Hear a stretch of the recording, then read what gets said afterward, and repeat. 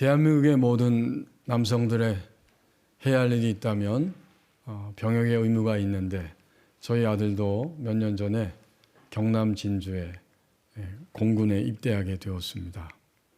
저희 아내와 함께 훈련소까지 갔고 입소식을 다 마치고 마지막으로 이제 한 장소로 이동을 시키더라고요. 거기까지밖에 부모들은 못 보는 거죠.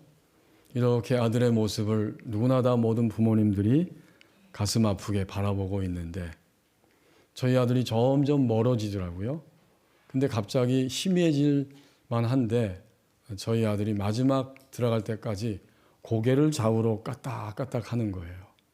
그래서 저희 아내와 함께 희미하지만 아들이 저기 고개 까딱까딱 우리 아들이구나 이렇게 알아볼 수가 있었습니다. 그리고 큰 문이 딱 닫혀버리고 끝입니다. 그때 마음에 얼마나 힘들겠는가. 여느 부모님들처럼 이런 생각이 들었습니다. 그렇다고 해서 그게 다시는 만날 수 없고 관계가 끊어지는 것은 아니죠. 시공간으로 볼 수 없지만 반드시 자녀들은 부모의 마음에 있고 그 만남, 그 관계는 계속해서 지속이 됩니다. 우리의 모든 삶도 관계로 되어져 있지요. 길거리 지나갈 때 나하고 관계없는 사람이 나를 툭 치고 건드리면 위협을 느끼고 또 화가 나잖아요. 하지만 관계가 있는 사람끼리는 서로 얼굴을 대하고 대화하며 관계를 새롭게 맺어갑니다. 해마다 성탄절이 12월 달에 있는데 12월이 되면 마치 온 인류 전체가 예수님과 나하고는 관계가 있어. 예수님과 나하고는 절친이야. 이러기라도 한 것처럼 예배당 안에 발을 들여놓은 사람도 발을 들여놓지 않은 사람도 성탄절은 다 기다리고 고대하고 크리스마스를 낭만적으로 여기며 그렇게 지나가고 있습니다. 그렇다면 과연 모든 인류가 심지어 불교의 스님들도 아기 예수 탄생을 축하한다고 하는 이러한 문구를 붙여놓고 함께 축하하는데 과연 그것이 주님과 관계가 있는 것인가? 그래서 하나님은 오늘 본문을 통해서 아기 예수님이 찾아오셨다고 하는 의미를 알아야 한다고 우리에게 말씀하고 계십니다. 아기 예수님의 해마다 우리의 심령의 온 인류 가운데 찾아오고 계시는데 그 의미를 그리스도인들도 그리스도 바깥에 있는 사람들도 진정으로 알라라고 명령형으로 특별히 오늘은 우리에게 제목까지 명령형으로 말씀해주고 계십니다. 15절 상반절 말씀을 보십시오. 인류 역사상 가장 극적인 장면이 등장하고 있습니다. 천사들이 떠나 하늘로 올라갔다. 이것은 누가가 이 장면을 보고 전승을 받고 장면을 성령을 통해 보고 그리고 이 말씀을 기록한 것이죠. 천사는 영적인 존재입니다. 하나님이 창조하신 영적인 존재이기 때문에 형체가 없지만 인간이 알 수 있는 형체로 천사가 땅에 찾아온 거예요. 그리고 나서 올라갔습니다. 그러면 천사는 도대체 누구를 만난 것입니까? 천사는 육체, 몸은 없고 영으로 된 존재인데 그 천사가 땅에 내려왔을 때 시공간을 초월하여서 하나님의 심부름을 하고 하나님의 메시지를 증거하는 임무를 가지고 있는 천사가 내려왔다가 누구를 만나고 다시 떠나서 하늘로 올라가고 있었단 말인가? 그가 누구일까요? 8절 말씀에 나오죠. 바로 목자들입니다. 그 지역의 목자들이 밤에 밖에서 자기 양떼를 지키더니 자신들의 일상을 살아가고 있습니다. 그 밤에도 잠을 자지 못하고 맹수들에 의해서 양떼들이 탈취를 당할까 봐 자신의 직업에 충실하며 일상을 살아가고 있었던 목자들에게 호련히 천사가 나타난 것입니다. 그러니까 육과 영이 통합된 존재인 인간을 만나기 위해서 영적 피조물인 천사가 하늘로 내려와서 그들을 만났다고 한 것입니다. 이거 얼마나 극적인 장면이에요. 그런데 이거보다 더 중요한 것은 천사들이 내려왔다는 사실보다 인간과 목자 인간과 만났다고 하는 사실보다 더 중요한 것은 천사를 통해서 들려주시는 하나님의 메시지입니다. 뭐라고 말했습니까? 11절에 나오죠. 오늘 다윗의 동네에 너희를 위하여 구주가 나셨으니 곧 그리스도 주시니라. 천사가 외치는 음성이 너희들 다윗 왕 알지? 유대인들에게 있어서 다윗은 가장 존경하는 흠모하는 왕이죠. 다윗의 동네에 곧 베들레헴에 너희를 위하여 구주 구원자가 나타나셨다. 그분은 누구냐면 곧 그리스도 주시니라. 유대 사람들이 그토록 지금도 전쟁 중에 있는 이스라엘 땅에 살고 있는 유대인들이 그토록 기다리는 가장 이상적인 구원자 메시아 기름 부음을 받은 자 구원의 주님을 기다리고 있는데 바로 그 메시아가 오늘 다윗의 동네에 베들레헴에 탄생하셨다. 정말 가장 큰 기쁨의 좋은 소식입니다. 이렇게 소식을 전파한 이후에 15절 상반절 말씀처럼 천사들은 떠나서 하늘로 올라가 버렸습니다. 그런 거로 15절 상반절 말씀을 통해서 아기 예수님이 찾아오셨다고 하는 의미를 우리는 깨닫게 됩니다. 그게 뭘까요? 그날 이후로 아기 예수님이 우리 가운데 찾아오신 이후로 이제는 일상에서 우리의 평범한 일상에서 주님을 만나는 길이 열리게 되었음을 알게 하셨습니다. 내가 살아가는 삶의 모든 평범한 일상 가운데 우리는 그 자리에서 주님을 만나는 길이 열린 거예요. 적어도 구약시대에는 주님이 오시기 전에는 사람들은 하나님을 만나기 위해서 오래전에는 성막으로 가야 했고 솔로몬을 통해서 성전이 지어진 이후에는 성전이라고 하는 공간 안으로 가서 하나님을 예배하고 제사하고 예배하면서 만날 수 있었는데 그날 이후로 이제는 시공간을 초월하여서 오늘 목자들이 자신의 일상을 살아가고 있을 때에 아기 예수님이 찾아오신 것처럼 우리의 일상을 하루하루 살아갈 때 거기서 우리는 주님을 만나는 길이 열린 것입니다. 자, 이 놀라운 사실은 감격이고 감사이면서 또 하나의 커다란 도전과 싸움입니다. 왜 그렇습니까? 가장 먼저는 아기 예수님을 구원자로, 유일한 구원자로 믿고 고백하고 받아들여야만 합니다. 현재에도 우리 가족 중에, 지인들 중에 아기 예수님이 우리처럼 인간으로 태어난 2000여 년 전에 저 이스라엘 땅에 태어난 아기 예수님이 나를 위한, 인류를 위한 구원자라고 하는 사실을 결코 믿지 않고 받아들이지 않는 사람들이 굉장히 많잖아요. 그렇기 때문에 도전이에요. 하나님이 길은 열어놓으셨지만 이 아기 예수님을 구원자로 받아들이지 않는 사람들이 여전히 있어요. 이 첫 번째 계단을 넘어서야 할 사람이 여전히 많이 있다는 사실입니다. 그 다음 계단은 뭘까요? 오늘 예배하면서 우리는 구원의 주님, 아기 예수님을 당연히 경배하며 받아들였는데 그 다음에 주님을 구원자로 받아들인 사람들은 이제부터 어떤 계단을 밟게 되느냐, 밟아야 하느냐. 나의 삶의 모든 초점을 주님께 맞추기를 끊임없이 연습해야 한다는 사실입니다. 우리는 한두 번은 주님께 초점을 맞춰요. 그러나 내 기분에, 내 사고방식에, 또 나의 경험과 이론에 맞지 않을 때 우리는 주님께 초점을 맞추지 않습니다. 한두 번은 맞출 수 있어요. 내가 이해될 때 그때는 맞출 수 있어요.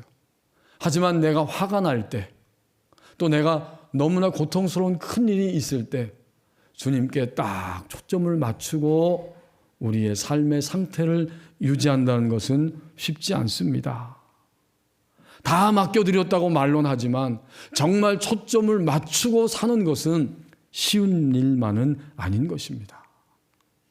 그렇기 때문에 주님은 일상에서 이미 우리 가운데 영으로 찾아오시고 우리 안에 계시고 우리 곁에 이름만 부르면 바로 있지만, 저는 오늘 아침에 일부 예배 마치고 사택에 들어가서 다시 잠깐 있다가 나올 때에 지갑이 갑자기 없어졌어요. 아무리 찾아도 없어요. 그래서 주님께 기도했습니다. 주님, 지갑이 어디 있지요? 그랬더니 3번 주님께 말씀드렸는데 3번 다 너 집 안에 있어. 그런 마음을 딱 주시더라고요. 근데 제가 이해가 안 돼요. 왜냐하면 지갑은 제 집에 있을 리가 없거든요. 어제도 교회 와서 분주하게 일하면서 지갑은 제 교회 봤던 바지 호주머니에 있어야 되는데 그다음부터 없어진 거예요. 그래서 집 안에 있다는 것은 알겠는데, 주님이 제 마음에 주신 마음은. 근데 집 안에 있을 리가 없죠. 그래서 이걸 어떻게 찾아야 되나.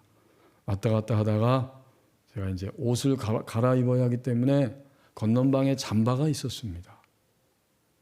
패딩 잠바가 있었는데 그 잠바를 이렇게 꺼내면서 보니까 안주머니가 약간 두둑한 게 느껴져요.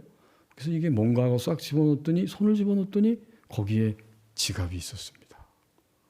어제 잊어버린 지갑을 오늘 아침에 찾았어요. 근데 제 고정관념은 얼마나 큰지, 집안에 있을 리가 없지 지갑이. 아마 교회 서재에 어디서 잊어버렸을 거야 라는 생각이었어요. 주님은 일상에 와 계시는 거예요. 근데 일상에 와 계신 주님께 우리의 삶에 적은 것부터 큰 것까지 이제는 주님 안에 사는 존재가 되었기 때문에 초점을 맞추며 살아가야 하지만, 그렇게 사는 것은 우리에게 끊임없는 반복과 연습이 반드시 따라옵니다. 우리는 결정적인 순간에는 주님을 배반하고 우리의 생각을 앞세울 때가 여전히 많습니다.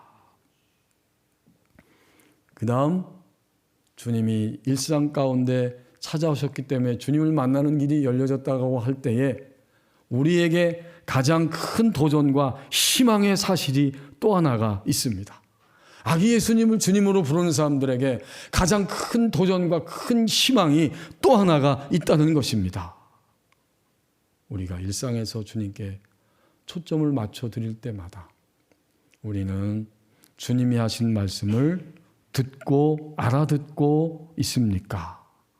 알아들을 수 있게 되는 거죠. 이건 정말 큰 희망이에요. 우리 이 땅 떠나서는 얼굴로 주님을 배울 것이지만, 육체로 사는, 육체와 함께 전인적으로 통합되어 사는 우리의 일상 가운데에서 주님께 초점을 맞추어 드릴 때마다 점점 주님이 우리에게 말씀하시는 것을 알아듣게 됩니다. 알아듣는다면 이것은 가장 인생 최고의 감사이고 감격일 것입니다. 만약 알아들었다면 어떻게 될까요? 그 다음에 찾아오는 도전은 내 기호와 기분과 무엇에 맞든지 맞지 않든지 알아들었다면 들려주시는 대로 순종하는 자리로 갈등 없이 즉시로 걸어가야만 합니다. 이런 차원이 또 있는 거예요.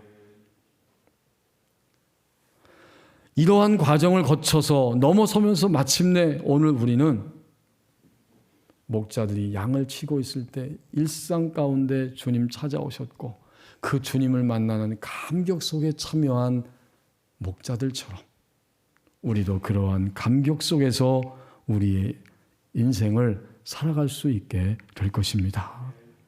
정말 일상에서 주님을 만나는 길이 열려졌다고 하는 것, 이 사실이 너무나 우리에게 큰 상급이 되어집니다. 그날 이후로 우리는 우리의 삶의 전 영역에서 주님을 만날 수 있게 된 것입니다.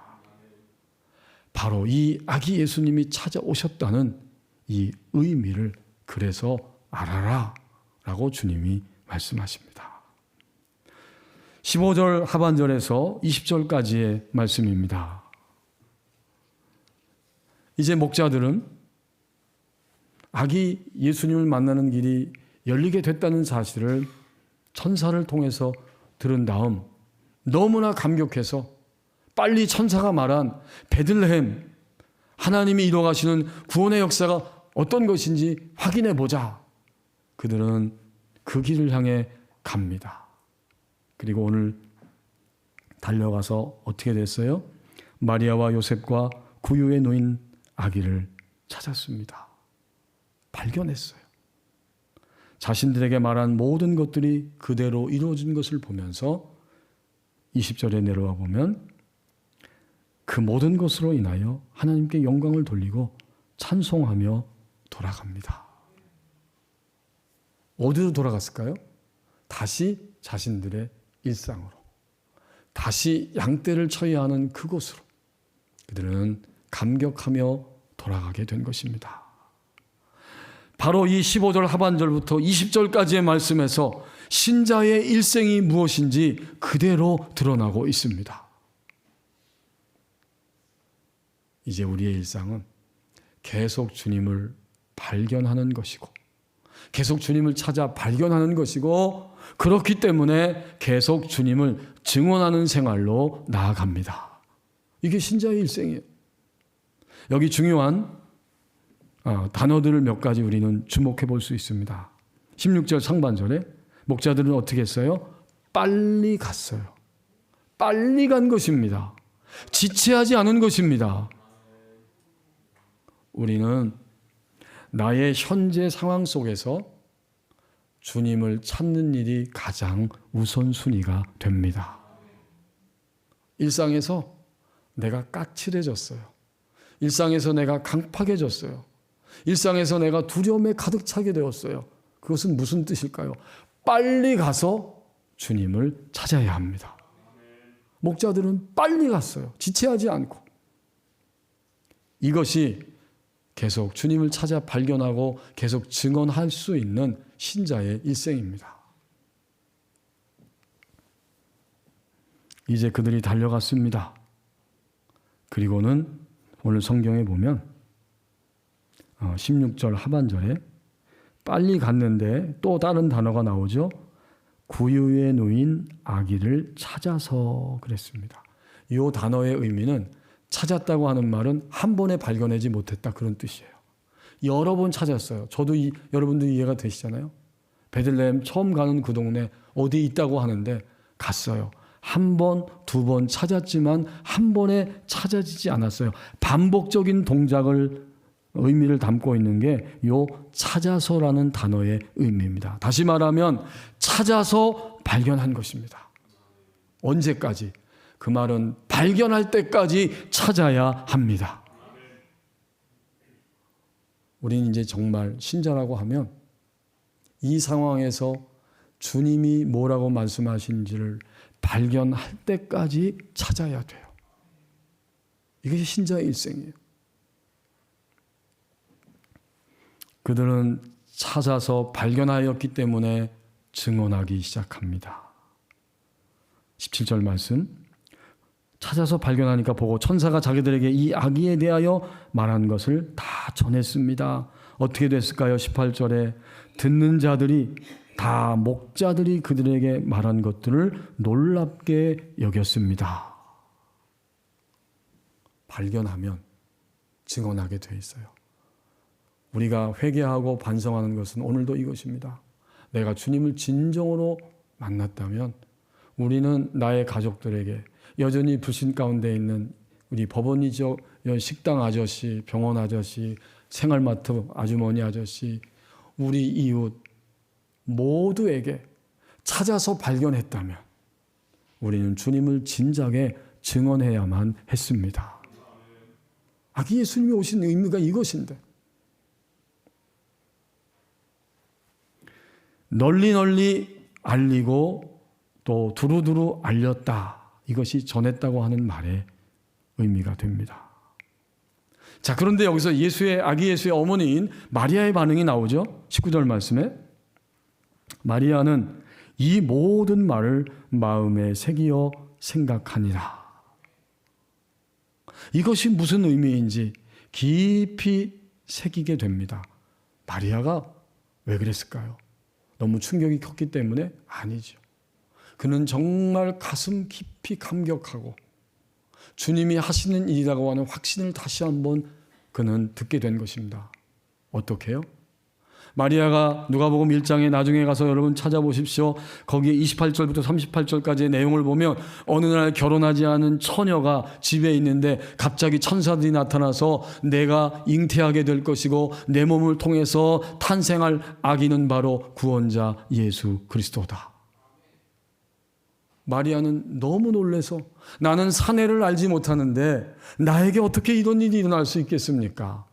성령이 너와 함께 하시고 지극히 크신 이의 능력이 너에게 임함으로 인해서 너는 아기를 잉태하고 낳을 것인데 그 이름을 예수라고 해야 한다. 그는 예수가 될 것이다. 구원자가.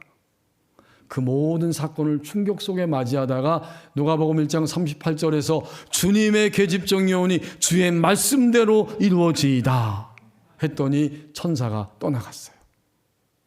마리아는 여기까지 듣고 아기 예수님을 출생했는데 갑자기 목자들이 찾아와서 천사들을 통해 주신 메시지를 증언할 때에 마리아는 그 모든 말들을 어떻게 해요? 19절 말씀이 그 말이에요. 이 모든 말을 마음에 새기어 생각하니라. 더욱 안심할 수 있었고요. 더욱 확신할 수 있었겠죠. 그리고 정말 이 아기는 하나님의 구원자를 내 몸을 통해서 온 인류를 위해 우리 민족을 위해 메시아로 보내셨구나. 얼마나 감격했을까요?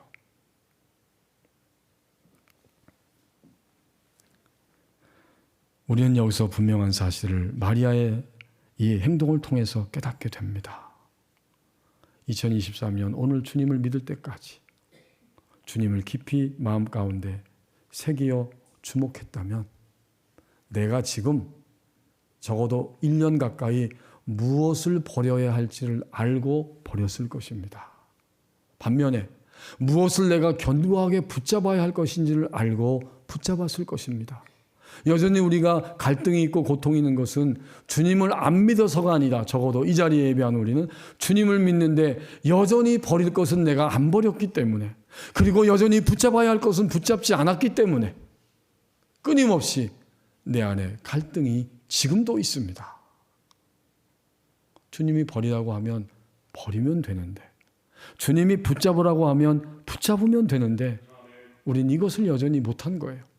그러나 마리아는 깊이 마음에 새기어 생각했습니다. 우리도 얼마 남지 않은 2023년 요 몇 날 동안 주님을 바라볼 때에 내가 버려야 할 것이 무엇인지를 버리고 다시 붙잡아야 할 것이 무엇인지를 붙잡는 놀라운 시간이 될 수 있기를 예수님의 이름으로 축복합니다.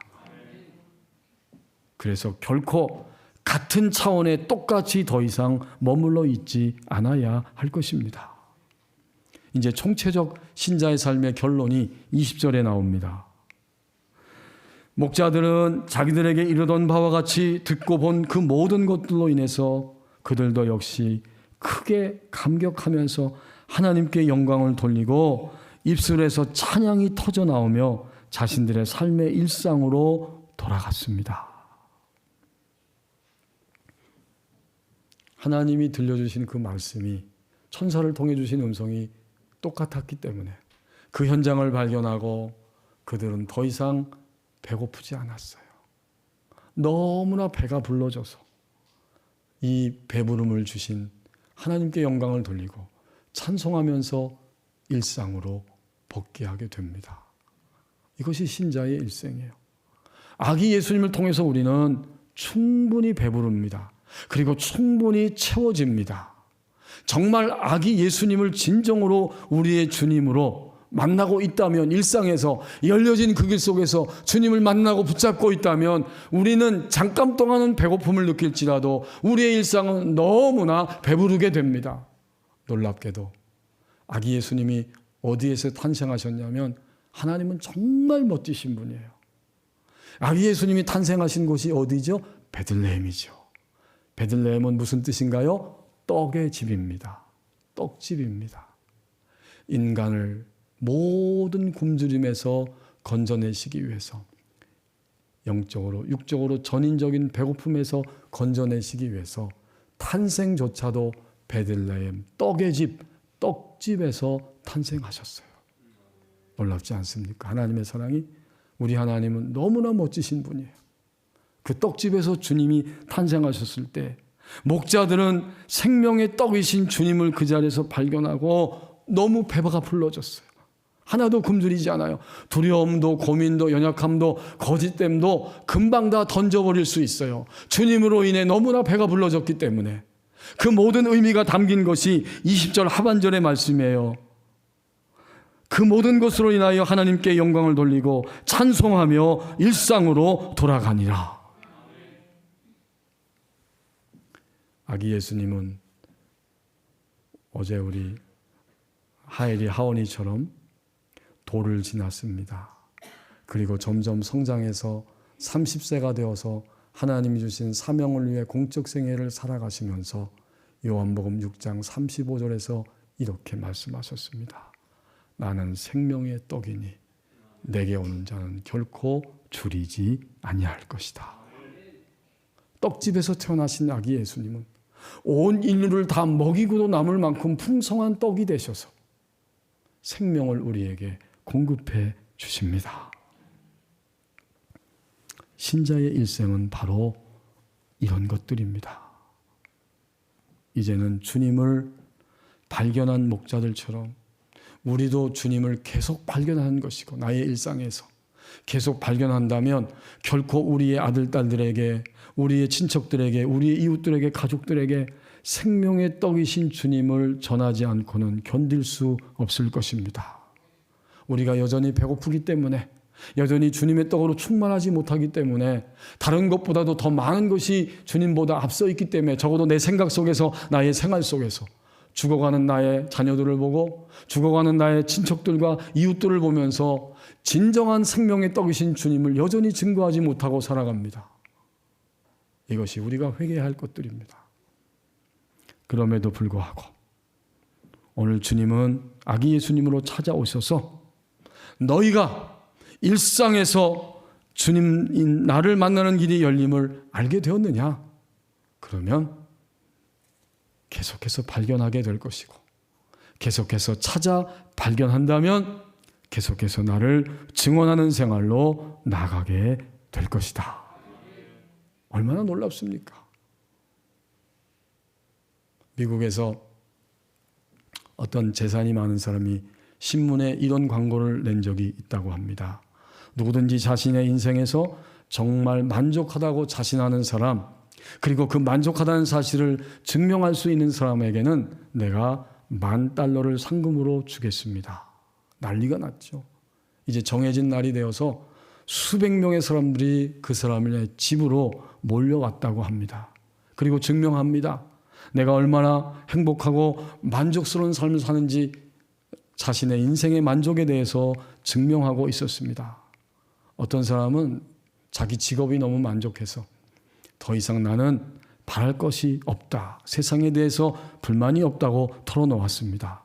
또 다른 사람은 함께 사는 아내가 흠잡을 데 없이 너무나 자기 마음에 쏙 들기 때문에 그 아내만 있으면 세상에서 부러울 것이 없습니다. 자기의 만족을 이야기합니다.